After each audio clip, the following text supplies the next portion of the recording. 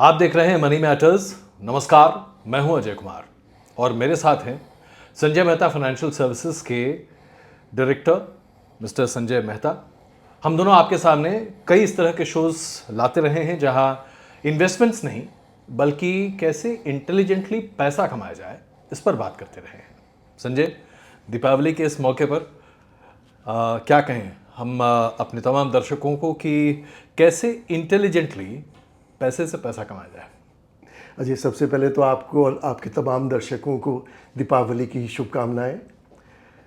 ये साल तो वाकई में बहुत ही बढ़िया गया है सबके लिए। और इतना कभी कभी होता है कि इस साल इक्विटी मार्केट्स ने भी बहुत अच्छा परफॉर्म किया है। करीब करीब इंडेक्सेस अप 27%। गोल्ड इक्विटी से भी ज़्यादा चढ़ा है इस साल, लगभग 30%। और सबसे ज़्यादा इस साल सिल्वर चढ़ा है। और रियल एस्टेट में भी आपको पता ही है कि इस साल काफ़ी हुआ है। तो ये बहुत रेयरली होता है कि सारी एसेट क्लास इकट्ठे ही चलती है। इसीलिए अब सबको थोड़ा सा आगे का अपनी एक्सपेक्टेशंस कम करनी पड़ेंगी। यानी आप ये कह रहे हैं कि साल 2023 से लेकर 24 तक के बीच में ये जो दीपावली का समय रहा है, दीपावली टू दीपावली, हमारी अर्थव्यवस्था के सभी इंजन फायर कर रहे थे और लोग दबा के पैसे कमा रहे थे। बिल्कुल, जबकि बीच में इलेक्शंस भी हुई हैं और जनरल इलेक्शन के टाइम पे नॉर्मली क्या होता है, सरकार का खर्चा कम हो जाता है, उससे थोड़ा सा फर्क पड़ता है। इसीलिए आप देख रहे हैं। प्लस उसके बाद बारिशें भी, इस बार मानसून थोड़ा लंबा खिंचा है। तो अभी जो रिजल्ट्स आ रहे हैं अक्टूबर के महीने में, आप देख रहे हैं वो इतने अच्छे नहीं आ रहे। जिन जिन कंपनीज के अच्छे आ रहे हैं उनको मार्केट अप्रिशिएट कर रही है। जहाँ रिजल्ट खराब आ रहा है वहाँ उसी दिन 10% की स्टॉक में कमी भी आ रही है। तो क्या हम इसको इस नज़रिए से देख सकते हैं कि अभी जो मार्केट में तकरीबन 8% 7% के आसपास का करेक्शन आ चुका है, ये करेक्शन हेल्दी है, या हम ये माने कि एक्चुअली अब सावधान होने की ज़रूरत है क्योंकि ये करेक्शन नहीं है, करेक्शन तो अभी बाकी है। अजय, पिछले सांवत में पिछला जो एक साल था मार्केट में कोई करेक्शन ही नहीं हुआ, जो कि बहुत बहुत ही रेयर होता है। पिछला जो करेक्शन हम लोग टर्म लेते हैं टॉप से 10% नीचे। पिछला जो करेक्शन हुआ था वो हुआ था लगभग 16 मार्च 2023 के आसपास जी। तो आप मान लो कि 1.5 साल लगभग मार्केट में कोई करेक्शन ही नहीं हुआ। ऐसे हो ही नहीं सकता है। मार्केट वन वे कभी जाती नहीं है, मार्केट में उतार चढ़ाव चलता रहता है। और अभी क्या वजह है इसकी, अब ये कहना बहुत मुश्किल है। अब और जबकि इस महीने में करीब करीब 1 लाख करोड़ का FII का यहाँ से पैसा निकला भी है। ये मेरा अगला सवाल था आपके लिए कि भाई 1 लाख करोड़ तो निकाल चुके हैं FIIs और डाला उन्होंने पूरे साल भर में मुश्किल से 56,000 करोड़ है और 1 लाख निकाल चुके हैं। भाई कब तक निकालते रहेंगे? इसीलिए तो मैं इसको पॉइंट को ऊपर ला रहा हूँ ना कि देखिए मार्केट की कितनी स्ट्रेंथ है कि इसके बावजूद हम मात्र 7% ही नीचे हैं। कोई बहुत ज़्यादा नहीं गिरे। इससे पहले इतना अमाउंट निकला था कोविड के टाइम पे। हाँ। उस टाइम पे तो आपको पता है मार्केट 30% के करीब चली गई थी नीचे। सो मार्केट में स्ट्रेंथ तो है, पूरी है, और ये तो होना ही था। बल्कि अब आगे कितना गिरेगा ये कहना मुश्किल है। तो मार्केट में जो स्ट्रेंथ है ये 4 करोड़ नए डीमैट अकाउंट का स्ट्रेंथ है, या आपको लगता है कि जो SIPs लोग बहुत ही सिस्टमैटिक तरीके से करते चला रहे हैं, एक अवेयरनेस है कि आप मार्केट से अच्छा रिटर्न ला सकते हैं, इसकी वजह से है? वजह क्या है? देखिए, ये तो वजह है ही, बट इसके अलावा भी कई वजह है। नए निवेशक आ रहे हैं, जो यंग जनरेशन है, जो 30 साल 32 साल के लोग जो अपना काम शुरू कर रहे हैं, नौकरियों में जा रहे हैं, उनको अब ये समझ आ गई है कि इक्विटी में इन्वेस्टमेंट करना बहुत ज़रूरी है। पुराने वाले system of insurance policies, LIC, post office FDs अब वो नहीं चल पाता। तो SIP बुक है ही लगभग 24,000 करोड़ की है। उसके अलावा आपका NPS वगैरह का ही पैसा आ रहा है। लेकिन सबसे जो महत्वपूर्ण पॉइंट ये है कि अब वर्ल्ड में इंडिया की इंपॉर्टेंस बहुत आगे है। और चाइना का पीछे जो डेबेकल हुआ था उसके बाद से लोगों ने इंडिया में इन्वेस्टमेंट करना शुरू किया है। ये तो एक ब्लिम्प है। FII ने जो पैसा निकाला है, अगर आप कैलकुलेट करो, मतलब टोटल लगभग $10 बिलियन है। लेकिन उनकी इन्वेस्टमेंट जो इंडिया में है वो करीब करीब $800 बिलियन है। तो हार्डली 1% पैसा निकला है। और उसमें थोड़ा सा ये हुआ, तो आगे निकलेगा कितना कहना बहुत मुश्किल है, बट लगता नहीं है कि मार्केट बहुत ज़्यादा नीचे जाएगी। हाँ, 5-10% करेक्शन कभी भी और हो सकता है। और हो सकता है। अगर 5-10% करेक्शन की और हम बात कर रहे हैं तो हम BSE को तकरीबन 72,000 पे देख रहे हैं, 72-73,000 के आसपास, और निफ्टी को 23,200 से 23,500 के रेंज में देख रहे हैं, जहां पर जाकर निफ्टी और सेंसेक्स संभलता दिखाई देगा। अब ऐसे में अभी तक जितने लोगों ने 26,000 पे निफ्टी पे और 80,000 BSE पे पैसे लगाए हैं, उनको तो नुकसान है। उनके लिए क्या मशवरा है? पहली बात, किसी ने अगर इस टाइम पे लगाए जी। हैं और इकट्ठे लगाए हैं तो उन्होंने पहले ही बहुत बड़ी गलती की है। जब मार्केट अपने लाइफ टाइम हाईज पे होती है तो उस टाइम पे पैसे को स्टैगर करके डालना चाहिए। अगर आपके पास 1 लाख रुपया भी है तो आप उसको डिवाइड करके कम से कम 20-25 हफ्ते में लगाओ। हाई पे नहीं डालते, इसको हम कहते हैं जैसे म्यूचुअल फंड में सिस्टमेटिक ट्रांसफर प्लान के जरिए आप डालो। और किसी ने अगर डाला है इकट्ठा तो कोई नहीं, थोड़ा सा पेशेंस उनकी टेस्ट होगी। एक होता है कि जब नया इन्वेस्टर आता है तो मार्केट ऊपर जाती है, अब इनके केस में किसी ने हाई पे डाला तो मार्केट नीचे जा रही है, but they have to be patient. अगले 6 से 12 महीने मुश्किल हो सकते हैं, बट लॉन्ग टर्म में तो मार्केट्स अभी भी उम्मीद तो बहुत अच्छी है इंडिया से। अब यहीं पे एक बड़ा सवाल है, जिस यंग इन्वेस्टर की हम बात करते हैं उसने पिछले 4-5 साल में मार्केट में बड़ी बिकवाली देखी नहीं। बिल्कुल 2020 के क्रैश के बाद कोई ऐसा क्रैश आया ही नहीं है कि किसी को लगे अगर मार्केट गिरता है, मान लीजिए कि X गिरता है तो X+5 बढ़ जाता है, और वो इतनी जल्दी रिकवरी है, इतनी शार्प रिकवरी है कि बंदे को तो लगता है भाई मैंने अभी 100 रुपये लगाए हैं, ये गिर के 80 रुपया हुआ है, लेकिन ये 120 हो जाएगा, और वो हो जाता है। तो ये विश लिस्ट जो है ये बहुत ही बड़े पैमाने पर लोगों के दिमाग में है। आपको ऐसा झेलना पड़ता होगा, लोग आते होंगे आपके पास। बिल्कुल ठीक, बिल्कुल ठीक। मतलब आजकल तो लोग जब 20% की बात करते हैं, मतलब हाल ही में एक इन्वेस्टर आया तो उसके बोला कि मैंने पूछा आपकी क्या एक्सपेक्टेशन है, आप इक्विटी में कितने टाइम के लिए कर रहे हो, तो कहते हैं 20%। मैं कहा 20% तो थोड़ी ज़्यादा है सालाना। कहते सालाना नहीं सर, महीने की 20%। अब ऐसे में तो जब आप देखिए मार्केट्स हमेशा दे रिवर्ट टू द मीन। हमें पिछला 1 साल में जो इंडेक्स 27% बढ़ा है, ज़्यादा है, मीन से बहुत ज़्यादा है। पर अगर आप इसी को पीछे लेके पिछले 3 साल लें तो इंडेक्स लगभग 36% ही बढ़ा है। तो वहाँ पे फिर हम वही 12% मीन पे ही आ जाते हैं। हाँ, लोगों को अब थोड़ी सी तो करनी पड़ेगी, और इसीलिए क्या पता है करेक्शन आई और बहुत ज़रूरी थी, और हो सकता है भी नीचे जाए या हो सकता है टाइम वाइज करेक्शन। गोल्ड में करेक्शन आएगा भाई, उसमें तो ऐसा लग रहा है कि उसके पूंछ में आग लगी हुई है। मतलब दिन दुगनी, हर दिन देखिए तो 500, 600, 1000, 1,500 रुपये बढ़ ही जाता है। क्या हो रहा है ये? देखिए ये थोड़ा बहुत बिकॉज यूक्रेन की वॉर चल रही है, उधर अब इजराइल ईरान का शुरू हो गया है, उस चक्कर में अब गोल्ड में निवेश ज़्यादा आ रहा है, इसीलिए गोल्ड अपने लाइफ टाइम हाई पे चल रहा है। तो थोड़ा बहुत होता है ऐसे टाइम पे, पर ये ना अगेन सबको हम लोग जिसे कहते हैं रीसेंसी बायस है कि शुरू का देखते हैं। अब मैं आपको थोड़ा सा पीछे ले जाना चाहूँगा कोविड के टाइम पे। अब कोविड जब क्रैश हुआ पूरा अप्रैल 2020 में, इंडिया में गोल्ड मेरे ख्याल से 10 ग्राम लगभग 57,000 था। हाँ। अभी हम कितना 80,000 ही हुए हैं। कोविड क्रैश के बाद सेंसेक्स था लगभग 25,500 और आज अब 80,000 पे है। तो गोल्ड का यही होता है कि गोल्ड कभी ना कभी कैचअप तो करता है, लेकिन काफ़ी वक्त तक एकदम से ना स्टेबल रिटर्न्स भी हो जाते हैं। बट आगे लग तो रहा है अभी गोल्ड और सिल्वर भी दोनों का एटलीस्ट ये साल कुछ तो अभी बेटर इंप्रूवमेंट है। 1-2 साल अभी आप एडवाइस करेंगे कि लोग गोल्ड ETF या फिजिकल गोल्ड या इस तरह की इन्वेस्टमेंट्स करने का अगर चाहें, मन बनाएं तो कर सकते हैं? देखिए गोल्ड अगेन फिर ऑल टाइम हाई पे है, तो अगर डालना चाहें तो थोड़ा थोड़ा करके हम लोग एडवाइस करेंगे may be gold mutual fund देख लें, जहाँ पे कि SIP शुरू कर सकते हैं। बाकी गोल्ड हम लोग पोर्टफोलियो में 5 से 10% ही सलाह देते हैं, अपने ओवरऑल परसेंटेज का उतना ही रखो। बिकॉज होता क्या है, जब गोल्ड सो जाता है 1992 से 2001 करीब करीब 10 साल सोने ने 0% रिटर्न दिया था। तो निवेशकों को ना अभी तो बहुत अच्छा लग रहा है, फिर अगर 2-2.5 साल सोने में कोई मूवमेंट नहीं होगी तो वो एकदम से पेशेंस लूज करके ना चले जाते हैं।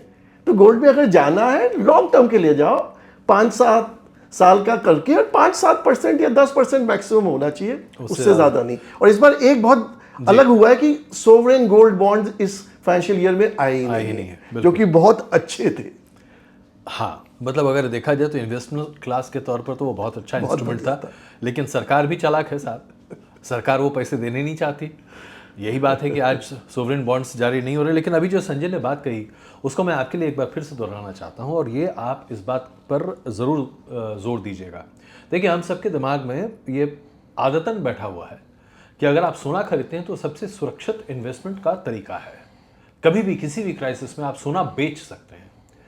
लेकिन ऐसे हिस्टोरिकली प्रूवन है कि कई बार लोग सोना, जो कि ज्वेलरी के तौर पर लोग ज़्यादा खरीदते हैं, खरीद कर बैठे हुए हैं, लेकिन क्राइसिस की सिचुएशन में ज्वेलरी खरीदने वाला कोई नहीं है, क्योंकि उस समय उसका असेसमेंट और वैल्यूएशन लोग सही तरीके से नहीं कर पाते। इसलिए इन्वेस्टमेंट क्लास के तौर पर सोने के सिक्के या बार्स आप खरीदें अगर फिजिकल है तो, या फिर ETF या फिर गोल्ड म्यूचुअल फंड, जैसा अभी संजय ने कहा। लेकिन अगर आपका टोटल पोर्टफोलियो, मान लीजिए कि आप अपने लिए सोचते हैं कि आपके पास 50 लाख का एक पूरा कॉर्पस होना चाहिए और आपकी ज़िंदगी बड़े अच्छे से निकल जाएगी, तो इस 50 लाख में आप बेस्ट केस सिनेरियो 6-7 लाख रुपए से ज़्यादा गोल्ड खरीद के नहीं रख सकते। तो ये बहुत महत्वपूर्ण बात है, इसको ध्यान दीजिएगा। अब संजय, हम अगले मुद्दे पर आते हैं। अभी म्यूचुअल फंड्स के जो प्रोजेक्शंस आ रहे हैं और बहुत सारे एक्सपर्ट्स हैं, और जाहिर सी बात मैं मानता हूँ आप भी उनमें से एक ही हैं। अब कहा जा रहा है कि बहुत ही डाइवर्सिफाइड पोर्टफोलियो होना चाहिए, डाइवर्सिफाइड फंड्स, जिसमें कि थोड़ा पैसा बॉन्ड्स में लगा है, थोड़ा पैसा स्टॉक में लगा है, थोड़ा पैसा गोल्ड में भी लगा है, अदर फिजिकल फॉर्म्स। इसके बारे में अभी तक हमने सुना नहीं था पहले बहुत, लेकिन हाल फिलहाल पिछले 1 महीने में अगर आप देखें तो तमाम अखबार ऐसे राइटअप से पटे पड़े हैं कि डाइवर्सिफाइड फंड खरीदना चाहिए। ये क्या भला है? पहले तो अजय, डाइवर्सिफाइड नहीं, हम इनको बेसिकली हाइब्रिड कहते हैं, हाइब्रिड या मल्टी एसेट। डाइवर्सिफाइड वैसे इक्विटी में भी एक there is a category called diversified equity fund, but ये जो बात हो रही है इसकी एक वजह तो ये है, पहले हम लोग खुद प्रेफर करते थे कि प्योर इक्विटी फंड्स हो, प्योर डेट फंड्स हो, बट अब सरकार ने जो रूल्स चेंज कर दिए हैं, डेट फंड में अब इंडेक्सेशन खत्म हो गई है। सो अब अगर डेट फंड में आप कर रहे हैं तो वो भी आपकी इनकम स्लैब के हिसाब से टैक्सेशन आएगा, इसलिए अब डेट फंड्स में लोग ज़्यादा इन्वेस्ट नहीं कर रहे हैं। तो इसलिए अब ये हाइब्रिड और ये मल्टी एसेट शुरू हुआ है, जहाँ पे कि टैक्सेशन आ जाती है इक्विटी की। सो लॉन्ग टर्म में टैक्सेशन हुई 12.5% इक्विटी वाली, जो कि डेट फंड में अब 30% मिनिमम 20% स्लैब रेट आता है, और उसके अलावा इसमें तीनों चीज़ें भी हो सकती हैं या दोनों, इक्विटी सेविंग्स, बैलेंस एडवांटेज में डेट और इक्विटी होता है, मल्टी एसेट में वो लोग गोल्ड भी ले सकते हैं, सिल्वर भी ले सकते हैं। तो काफ़ी रुझान अब लोगों का डेट फंड की जगह इसमें जा रहा है। और दूसरा, कई लोग सीनियर सिटीजन वगैरह या लोग जो पहली बार इक्विटी में आ रहे हैं, उनके लिए बाकी फंड्स की जगह ये भी एक सजेशन है कि वो इक्विटी या दूसरे फंड्स को ना देखें एंड सीधा 2-3 अच्छे बैलेंस एडवांटेज या मल्टी एसेट ले लें, जहाँ पे कि फंड मैनेजर खुद मार्केट की स्थिति देखते हुए इक्विटी परसेंटेज ऊपर या नीचे, गोल्ड का परसेंट ऊपर नीचे करता रहेगा बैलेंस। लेकिन ऐसे फंड्स में जो अभी हमें आदत हो चुकी है, जो एनिमल स्पिरिट हम सबका जाग चुका है, हमारे अंदर का जानवर, और 20% महीने की बात लोग करने लगे हैं, जाहिर सी बात है वो तो बहुत ही प्रोपेस्टियस सजेशन है, लेकिन फिर भी क्या रिटर्न इस तरह के फंड्स में आप देख सकते हैं जो कि आमतौर पर लोगों को मिल सकता है? मैं उसकी बात करना चाहता हूँ। साल के क्या रिटर्न निकलेंगे और कितना आपका मिनिमम ड्यूरेशन ऑफ इन्वेस्टमेंट होना चाहिए, ताकि आप समझ सकें कि भाई आपको ये पैसे इतने मिलने की पूरी गुंजाइश है। देखिए, हिस्टोरिकली सिंस इसमें इक्विटी कंपोनेंट है, तो होराइजन फिर कम से कम 3 से 5 साल का तो होना ही चाहिए। इसमें जो कैटेगरी है इक्विटी सेविंग्स, उसमें इक्विटी परसेंटेज कम रहती है, इसलिए वहाँ मानना चाहिए कि हिस्टोरिकली 8 से 9% का रिटर्न आना चाहिए। और बैलेंस एडवांटेज लॉन्ग टर्म में नॉर्मली डबल डिजिट रिटर्न दे देते हैं। डबल डिजिट, तो इसके हिसाब से एफडी के मुकाबले ये दोनों फंड फिर भी बेटर है। बिल्कुल। अगर मैं इस तरीके से लूँ कि भाई आमतौर पर लोग 5 साल के लिए एफडी करने की कोशिश करते हैं, आपने 5 साल के लिए एफडी कर दी और आपको पता है कि आपको 7.25% से लेकर, कुछ लोग जो बहुत एम्बिशियस होते हैं 8.5% तक का आपको इंटरेस्ट दे देते हैं, तो यहाँ उससे ऊपर मिलेगा क्योंकि पोस्ट टैक्सेशन बेनिफिट्स इसमें ज़्यादा है। लेकिन हाँ, ऊपर तो मिलेगा रिटर्न, लेकिन इसमें भी उतार चढ़ाव रहेगा क्योंकि इक्विटी है। ये नहीं है, क्योंकि एफडी में तो आपको पता है अगर 7% पे किया है तो 7% मिलना ही मिलना है। इन फंड्स में क्योंकि इक्विटी है, अब जिन्होंने पिछले 2-3 महीने में किया है उनके ये फंड्स के निवेश नेगेटिव हो गए हैं, और आगे जब तक मार्केट नीचे जाती रहेगी नेगेटिव ही रहेंगे। लेकिन जिन्होंने 6 महीने साल भर पहले लिया था तो उनके फंड अभी भी डबल डिजिट रिटर्न में है। सो ये ध्यान रखना पड़ेगा कि ये हर किसी के लिए नहीं है। जिनको जानकारी है या अपने फाइनेंशियल एडवाइजर से डिस्कस करके तभी इस कैटेगरी में ले कि एफडी की जगह अगर हाँ थोड़ा बहुत प्रतिशत एफडी के साथ साथ ये रखना चाहे तो मुझे नहीं लगता कि इसमें कुछ। मुझे याद है हमने एक शो किया था कि किसी भी समय एफडी के मुकाबले किसी भी म्यूचुअल फंड में अगर आप लॉन्ग टर्म निवेशक हैं और आपका होराइजन एक रिटायरमेंट फंड या रिटायरमेंट कॉर्पस की तरफ है तो mutual funds are any day better. Do you still stand by it, या आपको लगता है कि नहीं it should be a combination of mutual funds, fixed deposits, gold and various other such instruments, debt? कैसे करना चाहिए इसको? देखिए, हम जो कहते हैं एसेट एलोकेशन का प्रिंसिपल, तो उसमें सब कुछ ही थोड़ा थोड़ा होना चाहिए। पहले जो हम प्योर डेट फंड करते थे, अब उसकी जगह हो सकता है हम आपको इक्विटी सेविंग्स सजेस्ट करें या मल्टी एसेट, लेकिन एफडीज भी ज़रूरी है। क्योंकि अब जैसे कोई रिटायर्ड है जिसकी कोई पेंशन नहीं है, आजकल तो आपको पता ही है करीब करीब 7 लाख तक तो इनकम पे कोई टैक्स ही नहीं है। हाँ। 7 लाख का मतलब हो गया कि आप आराम से एक इंसान अपना रिटायर्ड पर्सन अगर 70 लाख 80 लाख की भी एफडी रखता है तो उसके लिए तो वो अमाउंट टैक्स फ्री हुआ लगभग। और उस हिसाब से अगर हस्बैंड वाइफ है तो जितना अमाउंट टैक्सेशन से कम हो तो एफडी में रखना चाहिए, क्योंकि एफडी बिल्कुल स्टेबल है। और रिटायरमेंट के बाद सब लोग इतना उतार चढ़ाव देख भी नहीं सकते, but depending upon your age अपने फाइनेंशियल एडवाइजर के साथ मिलके थोड़ा सा आपका एफडी, थोड़ा डेट, पीपीएफ भी हो सकता है, थोड़ा सा अगर आप चाहें तो गोल्ड हो सकता है, इक्विटी में भी बहुत सारी वेरिएशंस हैं कि आपको सेफ्टी लार्ज कैप वाली चाहिए कि फ्लेक्सी कैप या आपको अग्रेसिव स्मॉल कैप। तो एक पूरा प्रॉपर पोर्टफोलियो बना के और फिर उसको फॉलो करना पड़ता है, उसको रीबैलेंस करना पड़ता है। अब यहीं पर मैं आता हूँ अपने अगले सवाल पर। ज़्यादातर लोगों को जो मैंने देखा है अभी, लोग टिप्स के आधार पर चलते हैं। फला आदमी ने कह दिया अरे मुझे ना 35% रिटर्न मिल रहा है इसमें, अगले दिन गए भाई साहब ये फॉर्म भरवाइए ले लीजिए। किसी क्या कहते हैं इंस्टीट्यूशनल ब्रोकर्स या बैंक के जो रिप्रेजेंटेटिव्स होते हैं उनसे बात कीजिए, अरे इसमें आपको इतना आ जाएगा, बिना सोचे समझे लोग ले लेते हैं। यूलिप स्कीम्स, इस तरह की तमाम चीज़ें। एक बेसिक क्राइटेरिया अपनी फाइनेंशियल इंडिपेंडेंस को प्लान करने के लिए किसी आदमी की क्या होनी चाहिए और उसे कैसे वो अचीव करना चाहिए? देखिए, आजकल जो यंग जनरेशन कर रही है कि वो शुरुआत से ही इसके बारे में पढ़ना सीखना शुरू कर दिया है, पहले नहीं था। अनफॉर्चुनेटली अभी भी हमारे स्कूल्स में ये नहीं सिखाया जाता, जबकि स्कूल से ही शुरू कर देना चाहिए ये सिखाना। फाइनेंशियल लिटरेसी जिसे हम कहते हैं, हम लोग बहुत जगह जगह पे वर्कशॉप वगैरह करते हैं, उसमें यही समझाना चाहते हैं। तो हमारा तो अभी भी हर वर्कशॉप में सबसे पहले हम बात करते हैं कि हेल्थ इंश्योरेंस बहुत ज़रूरी है। उसके लिए अब प्रधानमंत्री जी ने जो नया अब शुरू कर दिया 70 साल के ऊपर वालों के लिए 5 लाख, जो कि मेरे ख्याल से कल अनाउंस कर रहे हैं, बहुत बढ़िया पहल है।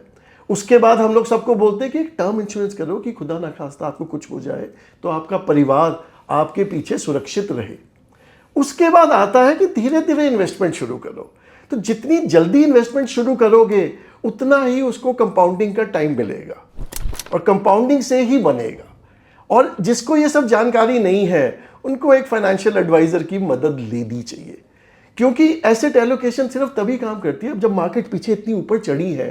तो उसका मतलब होता है कि उस टाइम पे आपको अपना इक्विटी परसेंटेज बेच के वापस अपने रेगुलर लेवल पे, अगर आप 60% रखते हैं, जब मार्केट इतनी बढ़ गई है तो आप 65-70 पे पहुंच गए, तो अब वो बेच के आपको वापस डेट पे या गोल्ड में डालना पड़ेगा।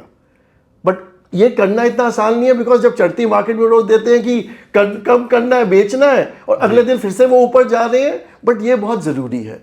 तो जो ये प्रिंसिपल फॉलो करते हैं वो, अब मार्केट जब 7% गिरी है तो इस स्टेज पे वो वापस उनका इक्विटी परसेंटेज 60 से लेट से 57 हो गया, 56 हो गया, तो अब वो दोबारा से डालेंगे।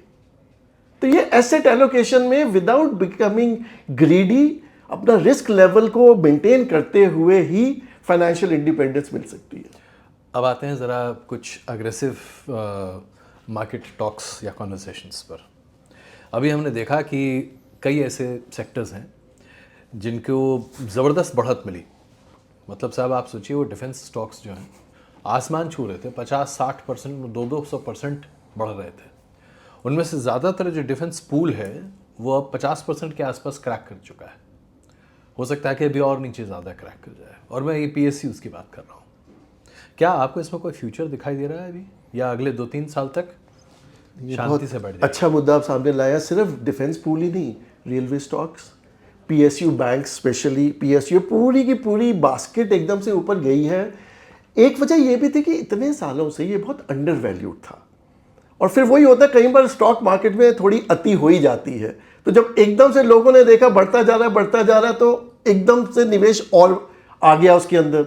और इसीलिए जब करेक्शन आती है मार्केट में तो ये जो मोमेंटम वाले सेक्टर्स होते हैं यही सबसे ज़्यादा गिरते हैं। तो हम तो ये कहेंगे कि आपको एज ए सेक्टर नहीं, आपको एक हर इंडिविजुअल स्टॉक को स्टडी करके उसको देख के तब आपको डिसीजन लेनी पड़ेगी, क्योंकि मार्केट्स में एक सेक्टोरल रोटेशन भी होती है। अब जैसे आज की डेट में ज़्यादातर फाइनेंशियल एनालिस्ट, फंड मैनेजर्स का मानना ये है कि इस वक्त मार्केट में सबसे ज़्यादा जो अंडर वैल्यूएशन दिख रही है वो दिख रही है प्राइवेट सेक्टर बैंक्स। HDFC जो कि एक मीम शेयर बन गया था, उससे पहले आपको ITC याद होगा। बिल्कुल। तो HDFC का, ICICI बैंक, अब ज़्यादातर एनालिस्ट को लग रहा है कि इन सेक्टर्स में, इनमें पर्टिकुलरली आगे चांसेस ब्राइट हैं, बिकॉज अभी अंडर वैल्यू हो गए हैं। तो यहाँ पे पैसा लगाना चाहिए, अगर आपके पास है सोच समझ कर लगाइएगा भाई, हम आपको कोई स्टॉक रिकमेंडेशन नहीं दे रहे हैं। दूसरी बात एक और मैं आपसे पूछना चाहता हूँ, कुछ एक शेयर्स हैं जैसे कि BSE, कैम्प्स, मतलब समझ ही नहीं आता, एक एक दिन में 2.5, 3, 4 100 बढ़ जाते हैं। गिरते हैं तो थोड़ा बहुत गिरते हैं, लेकिन उसका फिर दोबारा तरक्की पा लेते हैं। तो ये जो स्टॉक एक्सचेंजेस हैं, जैसे IEX है, IEX भी कभी बहुत तेज़ी से आगे बढ़ता है फिर धड़म से नीचे गिर जाता है। ये जो शेयर्स हैं इनमें इतने मोमेंटम क्यों आ रही है, क्या इसकी कोई ख़ास वजह है? देखिए कहना बहुत मुश्किल है, बट जब हम कह रहे हैं कि बैंक्स अंडर वैल्यूड हैं और अभी इंडिया के अगले 5-7 साल ग्रोथ बहुत आनी है, तो फिर बैंक सेक्टर के साथ साथ ये जो एलाइड सेक्टर है जो कि NBFCs भी हैं उसके अंदर जैसे आपने ये 2 चीज़ें बताई, कैम्स है, CDSL है, वेल्थ मैनेजमेंट कंपनीज हैं, mutual fund houses, HDFC AMC हो गया, निप्पॉन AMC, इन सब के अगर आप इस क्वार्टर के भी रिजल्ट्स देखें तो बहुत ही अच्छे हैं। तो इनकी तरफ निवेश आ ही रहा है। अब उसकी वजह से किस पे ज़्यादा किस पे कम ये कहना मुश्किल है, बट इनका बॉटम लाइन समझ लीजिए इन बिटवीन, और उसमें कुछ करना हो तो कर लीजिएगा, हमने कुछ नहीं बताया आपको। देखिए हम किसी भी शेयर के बारे में सिर्फ जिक्र कर रहे हैं, समझाने के लिए। इंडिकेशनल। अब इसके बाद एक और चीज़ मैं आपसे समझना चाहता हूँ, आगे अगला 1 साल ऐसे कौन कौन से सेक्टर हैं या सेक्टोरल म्यूचुअल फंड्स हैं जिसमें आपको लगता है कि एक अच्छे प्रॉस्पेक्ट हो सकते हैं और अंदाज़न कितनी कमाई होने के आसार दिखते हैं? मैं ये जानता हूँ कि एक स्टैंडर्ड रिप्लाई है कि भाई इसने से इतना है, mutual funds are subject to market risk, लेकिन क्या एक कमाई के आसार दिखते हैं कुछ सेक्टर्स में? क्या उसमें निवेश करना बुद्धिमानी होगी, या अभी ऐसा माहौल है कि जहां एकदम टेस्टेड एंड ट्राइड, ठोका ठकाया मामला है, वहीं पे पैसे लगाइए? देखिए नॉर्मली म्यूचुअल फंड के जो निवेशक है वो बहुत ज़्यादा अग्रेसिव नहीं रहते, इसलिए सेक्टोरल तो सबसे हाईएस्ट रिस्क वाले फंड्स होते हैं। तो जिसको उसकी बहुत नॉलेज है तभी वो ले सकता है, और सेक्टर चेंज होते हुए ज़्यादा टाइम नहीं लगता मार्केट को। तो आगे जो होना है, सबसे पहले तो जैसे हमने पहले ही आपको बताया बैंक और ये वो उस टाइप के, तो उसी से आप समझ लीजिए अगर आपको लेना है। लेकिन अगले 12 महीने, जो पिछले 12 महीने का रिटर्न था वो कहीं पे भी नहीं लगता कि आएगा। तो इसलिए पहले ही बहुत सचेत होके, और इकट्ठा पैसा तो ऐसे टाइम पे डालना ही नहीं चाहिए, आपको अपना पैसा स्टैगर करके धीरे धीरे STP के थ्रू कम से कम अगले 6 महीने में स्लोली डालें, एंड अपनी एक्सपेक्टेशंस को कम रखना ही पड़ेगा एटलीस्ट अगले साल के लिए। तो अगर मैं देखूं तो ऑन एन एवरेज 41% के आसपास BSE 500 का गेन है पिछले साल के मुकाबले इस साल में, अगर आप उस बेसिस पर देखें। 41 BSE का मिसाल 41% एवरेज BSE 500। हाँ, निफ्टी का तो बेसिकली हाँ 27% के आसपास है। अब निफ्टी का ही चलिए बेस ले लेते हैं, 27% अपने आप में बहुत ज़बरदस्त है। बिल्कुल। तो अंदाजन क्या उम्मीद होनी चाहिए, 16-17% या उसके भी नीचे की आप बात कर रहे हैं? नहीं, उसके नीचे की ही बात कर रहे हैं बेसिकली। यानी देखिए ना, 10% शेव ऑफ की बात कर रहे हैं आप, 10% शेव ऑफ। बिल्कुल संजय मेहता, बिल्कुल। देखिए जब मैंने आपको बताया कि इंडेक्स का हमारा जो 30 साल का मीन है वो लगभग 14 से 15% है। हमारी जो इंडस्ट्री ग्रोथ करती है वो भी नॉर्मली 15% पे ही कंपाउंड करती है। तो उस हिसाब से ही मार्केट में हम लोग एक्सपेक्ट करते हैं कि प्योर इक्विटी फंड्स 15% का रिटर्न दे सकते हैं। तो जब एक साल 27% आया है, और इस साल वैसे भी बिकॉज जो हालात है मुश्किल है बहुत, फिगर मैं कोई नहीं देना चाहूंगा इसके बारे में, 10% के ऊपर तो आ जाएगा या वो भी नहीं आएगा? देखिए शॉर्ट टर्म में कोई वो नहीं, हाँ 5 से 7 साल के नजरिए में पक्का 10% से ऊपर कंपाउंडिंग होगी, बट 1 साल 2 साल में कहना बहुत मुश्किल है, कोई नहीं बता सकता। अगर कोई ब्लैक स्वान इवेंट हो गया, मान लीजिए इजराइल ने किसी न्यूक्लियर उस पर कर दिया ईरान के उस पर, मार्केट एक दिन में ही 10% नीचे आ सकती है। बिल्कुल। सो ये समय है होशियार होने का। जिनके पुराने अभी भी अच्छे मुनाफे पे बैठे हुए हैं अपने म्यूचुअल फंड्स में या किसी भी इक्विटी, उसमें टाइम है, रीबैलेंस करो, अपना पोर्टफोलियो वापस उस पर रखो, एक्सेसिव रिस्क नहीं लेना चाहिए। जैसे आपने अभी F&O का तो आपने खुद ही जी पढ़ा ही है सब जगह। जी। तो कुल मिलाकर देखा जाए तो अभी अपने जो उम्मीदें हैं उनको लगाम पर लगाइए, निवेश कीजिए, सोच समझ कर कीजिए, बहुत ज़्यादा अति उत्साहित रिटर्न्स की उम्मीदें मत कीजिए, और सबसे बड़ी बात यह है कि आप एक लॉन्ग टर्म विजन लेकर चलिए। कभी भी ऐसा नहीं हो सकता कि 1 साल में आप अपना पैसा दूना या तिगुना कर लें। ये बड़ी ही असंभव स्थिति होती है, यूनिक स्थिति होती है, और ऐसे करने वाले लोग एक दिन में साफ भी हो जाते हैं। संजय, बहुत धन्यवाद हमसे चर्चा करने के लिए। अगले हफ्ते फिर बैठेंगे और फिर उस पर चर्चा करेंगे, लेकिन इसके बीच में मनी मैटर्स के कुछ और एपिसोड्स आपके लिए लेकर आएंगे। बहुत धन्यवाद। धन्यवाद।